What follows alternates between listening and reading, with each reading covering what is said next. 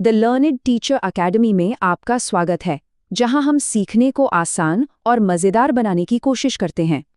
Teacher, आजकल तो देखिए सब लोग अपने बच्चों को 9वीं क्लास से ही जेईई की कोचिंग के लिए भेज रहे हैं। क्या हमें भी ऐसा ही करना चाहिए? कहीं हमारा बच्चा इस दौड़ में पीछे तो नहीं रह जाएगा?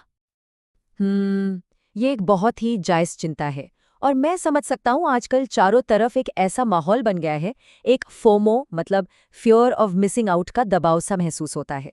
लेकिन चलिए, इस ज़रूरी फैसले को दूसरों की देखा-देखी या किसी भी तरह के दबाव में आकर नहीं, बल्कि पूरी तरह से लॉजिक के साथ समझते हैं। तो सबसे पहले उन फायदों पर एक नज़र डालते हैं जिनकी वजह से ये जल्दी तैयारी शुरू करने की बात कही जाती है। आखिर कुछ तो वजह होगी, है ना? देखिए, जल्दी शुरुआत करने के मोटे-मोटे 3 फायदे बताए जाते हैं। पहला, एक बिल्कुल मजबूत रॉक सॉलिड नींव तैयार करना। दूसरा, कंपटीशन का अनुभाव जल्दी मिलना।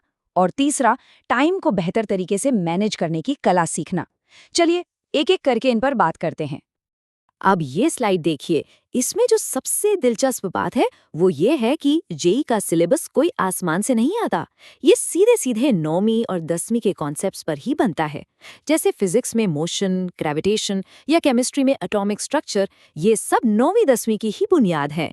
तो जल्दी तैयारी का मतलब है कि इन बेसिक कॉन्सेप्ट्स को चमकाने के लिए ज्यादा टाइम मिलता है, जिससे 11वीं और 12वीं के मुश्किल टॉपिक्स को समझना बहुत बहुत आसान हो जाता है।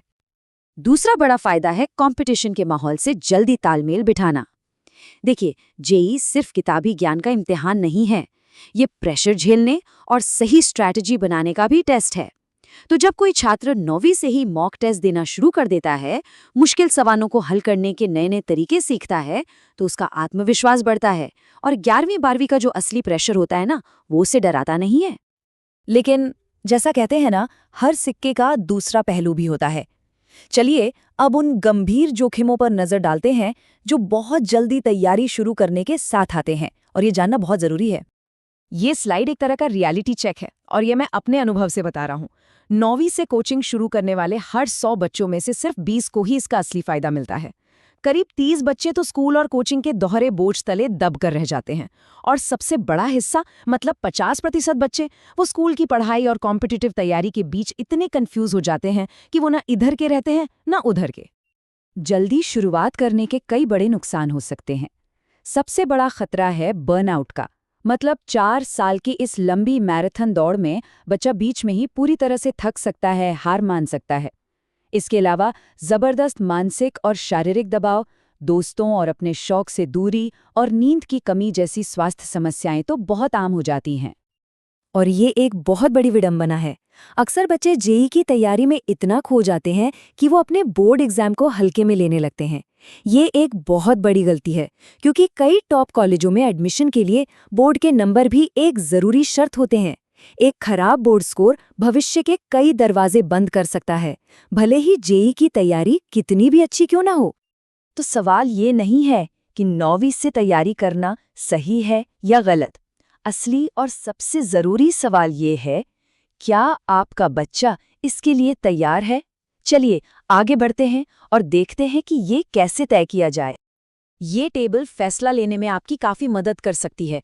देखिए, अगर किसी छात्र के लगातार 95% से ज़्यादा नंबर आ रहे हैं, वो दबाव को अच्छे से संभाल लेता है और साइंस मैथ्स में उसकी सच्ची दिलचस्पी है, तो वो पहली कैटेगरी में आता है और 9वीं से तैयारी के बारे में सोच सकता है।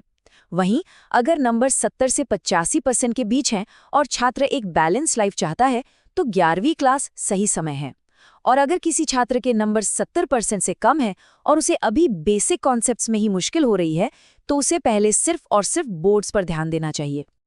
और ये बात इस पूरी चर्चा का सार है, इसका निचोड़ है। अगर 9वीं से शुरुआत कर भी रहे हैं, तो लक्ष्य जेई की तैयारी नहीं, बल्कि नींव को मजबूत करना होना चाहिए।